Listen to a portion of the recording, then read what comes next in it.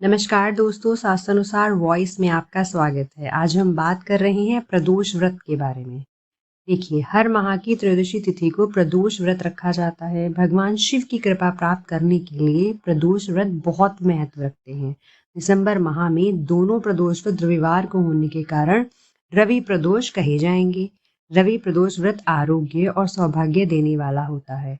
दिसंबर को पहला प्रदोष व्रत 10 दिसंबर रविवार, दूसरा प्रदोष व्रत 24 दिसंबर रविवार को रखा जाएगा। तो चलिए जानते हैं इन प्रदोष व्रत की तिथि और शुभ मुहूर्त क्या रहेगा। दिसंबर माह का पहला रवि प्रदोष व्रत 10 दिसंबर रविवार को रखा जाएगा। पांचांग के अनुसार त्रयोदशी तिथि 10 दिसंबर को सुबह 7:13 से शुरू होकर 11 दिसंबर को सुबह 7:10 तक। प्रदोष काल में शाम 5:24 से 8:08 तक पूजा का मुहूर्त है। अब बात करते हैं रवि प्रदोष व्रत का महत्व। देखिए, प्रदोष व्रत का महत्व दिन के अनुसार बदलता रहता है। इस बार प्रदोष रविवार को पड़ रहा है, इसलिए इस प्रदोष व्रत को हम रविवार प्रदोष व्रत कहेंगे। तो रवि प्रदोष व्रत आरोग्य और सौभाग्य में वृद्धि करने वाला माना जाता है। स्वास्थ्य बेहतर करने के लिए रवि प्रदोष का व्रत फलदायी होता है।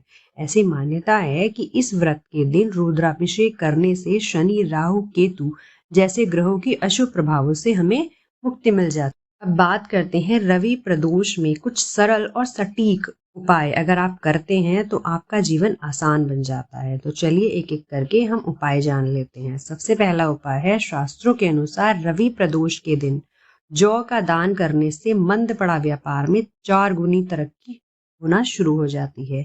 माँ लक्ष्मी की कृपा से बिजनेस में अच्छी कमाई होती है और घर में सुख शांति आती है। जौ का दान स्वर्ण दान के समान हमारे शास्त्रों में माना गया है। वंश वृद्धि के लिए रवि प्रदोष व्रत में शाम के समय यानी प्रदोष काल में दूध में केसर मिलाकर शिव जी का अभिषेक करना चाहिए। इससे जल्दी दंपत्ति को संतान सुख मिलती है और सूनी गोद भर जाती है। इसके अलावा प्रदोष व्रत में शिव पूजा में जौ का आटा शिव जी के चरणों में स्पर्श कराकर उसकी रोटियां बनाएं। अब इसे किसी बैल या गाय के किसी बछड़े को खिलाएं। ऐसी मान्यता है, इससे दाम्पत्य जीवन में मिठास आती है और धन का अभाव भी खत्म हो जाता है। इसके अलावा प्रदोष व्रत के दिन लाल रक्षासुर शिव जी और माता पार्वती का गठबंधन कराने से विवाह में आ रही परेशानियां दूर हो जाती हैं। शिव और पार्वती की मूर्ति पर एक साथ मौली को 7 बार लपेटना चाहिए। इसके अलावा घर में संतान और माता पिता के बीच अगर अनबन आए दिन चलती रहती है तो इस रवि प्रदोष में बेलपत्र में शहद लगाकर शिव जी को चढ़ाना चाहिए। पूजा के बाद ये बेलपत्र थोड़ा सा अपनी संतान को खिलाएं। ऐसी मान्यता है, ऐसा करने से परिवार में चल रहा कलेश खत्म हो जाता है। अगर संपत्ति से जुड़ी कोई समस्या है, इसके कारण कोर्ट कचहरी के चक्कर आपको आए दिन लगाने पड़ते हैं, तो इससे बचने के लिए इस रवि प्रदोष के दिन चावल मिले जल से शिवलिंग में अभिषेक करें। इससे आपको निश्चित ही अच्छे परिणाम दिखेंगे। रवि प्रदोष के दिन दूध में थोड़ा केसर और फूल मिलाकर शिव जी को चढ़ाना चाहिए। ऐसा करने से दाम्पत्य जीवन में मिठास बनी रहती है।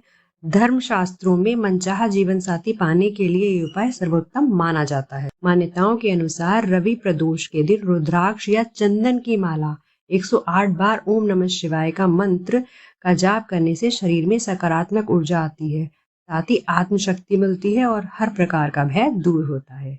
इस दिन अगर रविवार है तो ऐसे में सूर्य की पूजा भी करनी होती है।